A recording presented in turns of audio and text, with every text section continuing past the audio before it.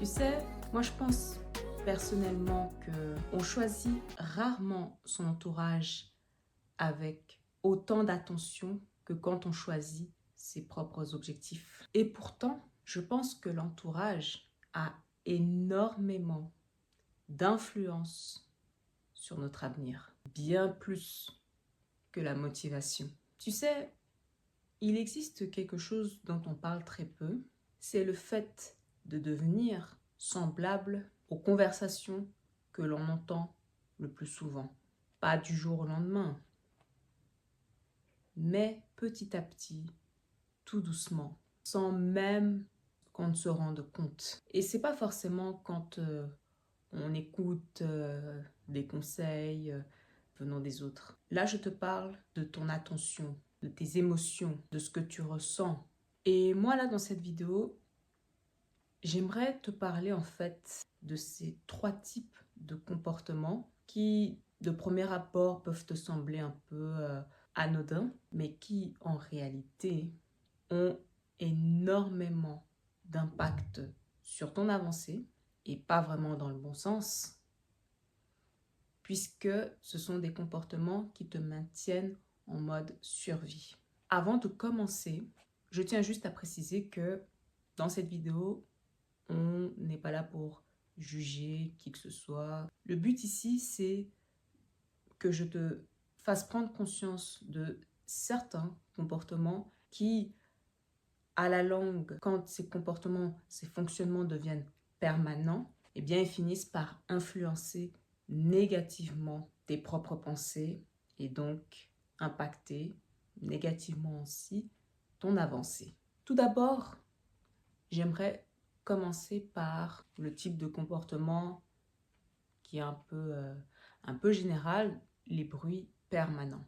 Alors, qu'est-ce que j'entends par bruit permanent? Tu sais, dans un environnement, il existe souvent des types de personnes qui, généralement, ont des conversations qui tournent sur les personnes, sur les ragots, sur les critiques, sur les problèmes, généralement les problèmes des autres, sur les conflits. Bref, quand tu es un peu entouré par ce type de conversation, tu as l'impression que, bon, ça ne te fait ni chaud ni froid, tu n'as pas l'impression d'être concerné, donc ça ne te fait rien. Mais là où tu ne te rends pas compte, c'est que ton cerveau ne fait pas toujours la différence entre ce qui occupe ton attention et ce qui construit réellement ta vie. Donc, ta partie, on va dire, inconsciente, va en fait prendre tout ce qu'il entend. Et à force de consommer ce type de conversation dans ton quotidien,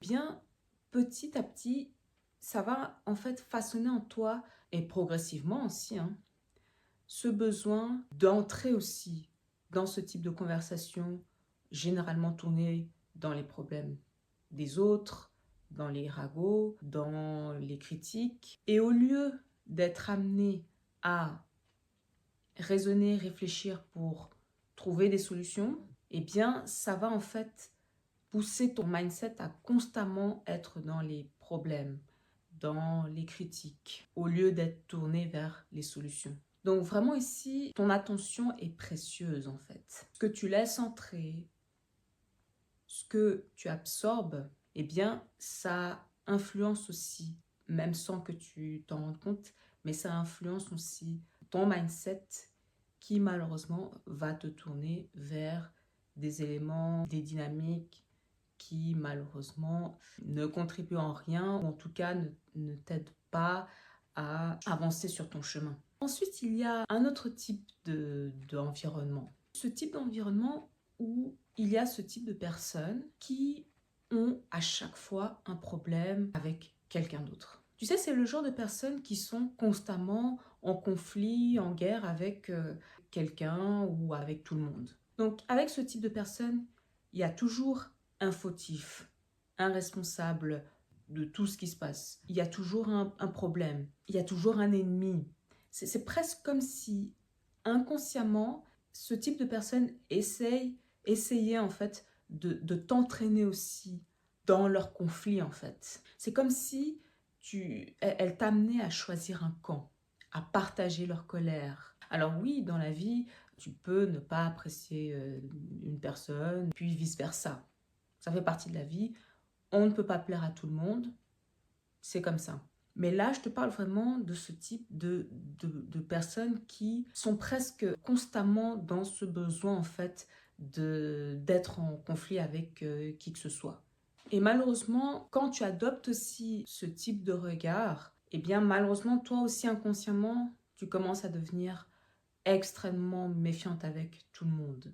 Alors oui, dans la vie, il y a des bonnes choses qui se passent et il y a des choses moins bien. Il faut en être consciente. Ça, c'est important. Mais là, encore une fois, on est dans ce type de cas où tu as inconsciemment été poussé aussi à constamment être émotionnellement dans la surchauffe, en fait. Malheureusement, ça, c'est vraiment le type aussi d'environnement, de comportement qui t'amène à de la fatigue émotionnelle, la fatigue mentale aussi, parce que maintenant, tu es constamment entraîné à être dans une dynamique de conflit, en fait. C'est important d'être attentive, c'est important de prêter attention à ce qui t'entoure, mais pas non plus dans le but de devenir ennemi avec tout le monde. Et c'est là le problème de ce type de comportement, de ce type de personnes qui t'entraînent en fait inconsciemment aussi à voir un peu le mal partout en fait. Ensuite, on a une autre forme de comportement.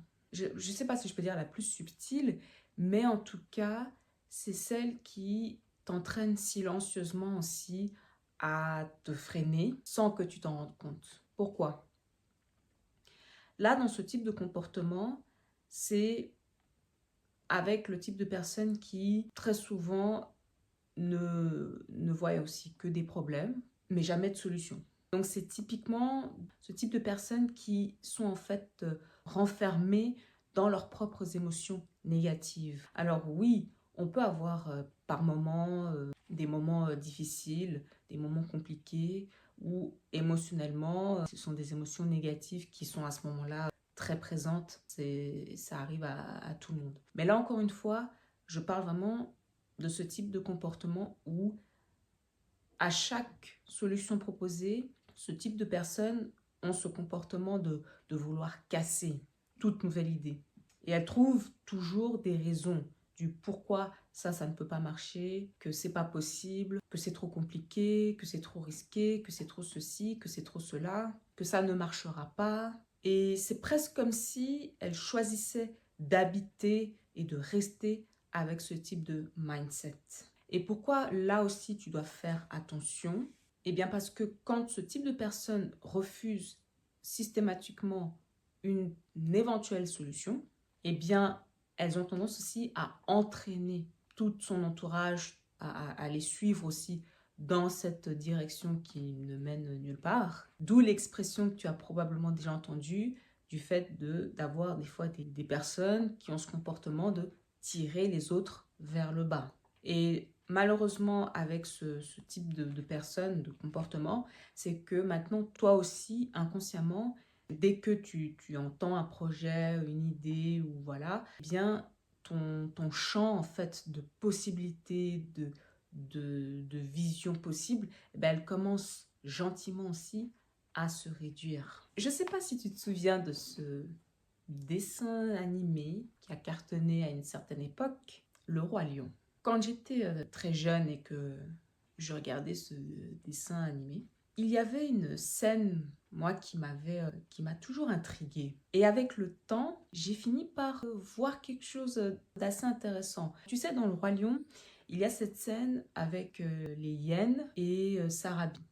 Donc Sarabi, la maman de Simba. Et vers la fin du dessin animé, il y a son beau-frère, Scar, qui appelle Sarabi et qui lui demande de monter aussi au sommet du rocher. Et voilà, là, à ce moment-là, c'était les hyènes qui étaient en force.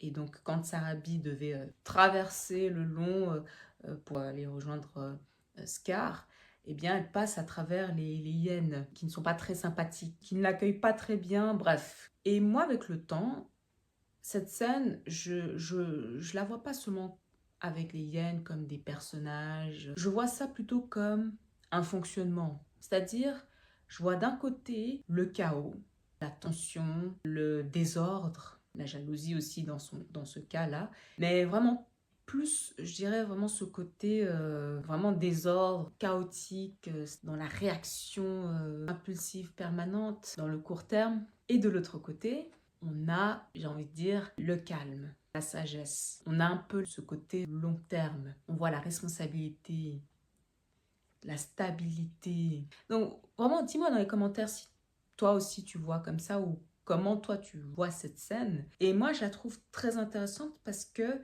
pour moi, elle révèle un peu, ça c'est mon point de vue personnel, mais elle révèle un peu une réalité dans notre vie quotidienne que on devient en fait l'ensemble de ce qui nous entoure. Les conversations, le type d'activité, de ce qui est fait dans l'entourage, dans notre environnement.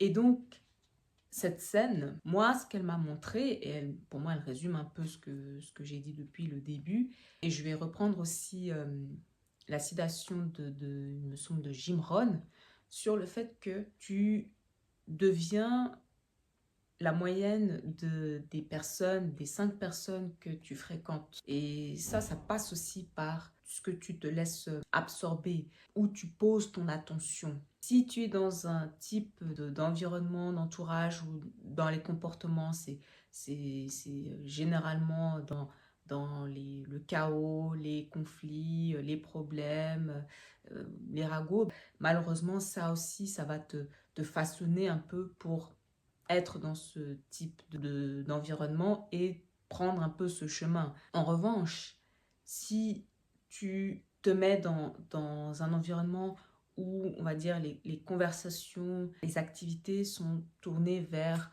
une vision long terme, avec des personnes qui prennent leurs responsabilités, qui cherchent des solutions, qui essayent de se nourrir d'éléments pour progresser, et bien ça aussi, à force, ça va aussi développer en toi des éléments, des qualités qui vont clairement t'aider pour ton avancée. Parce qu'au fond, on ne choisit pas seulement son entourage, on choisit aussi le type de personne que l'on aimerait devenir. Et donc, chaque conversation peut te nourrir quelque chose. Ça peut te nourrir de la peur, de la colère, ou ça peut te nourrir aussi cette envie de construire. Alors, j'aimerais d'ailleurs te poser une question à ce sujet. Parmi les 3 points dont je viens de te parler à l'instant, lequel as-tu en fait l'impression d'être dedans, de baigner dedans, sans vraiment t'en rendre compte, et où tu essayes un peu de t'en sortir, de prendre un peu tes distances? Parce qu'à partir de ce moment-là, ça sera plus simple, enfin, ça sera en tout cas une façon en fait de t'aider à prendre conscience du temps que tu as, de l'espace aussi que tu veux te créer. Et donc, tu te sentiras, tu auras moins de culpabilité en fait à vouloir te créer de l'espace, à vouloir protéger ton énergie. Si ce type de vidéo te parle, sur tout ce qui a trait à la clarté, la structure, à de l'ambition consciente pour ton avancée, eh bien, je t'invite à rester attentive à mes prochaines vidéos. Et puis sur ce, je te souhaite également de passer une très bonne fin de journée ou une très bonne soirée.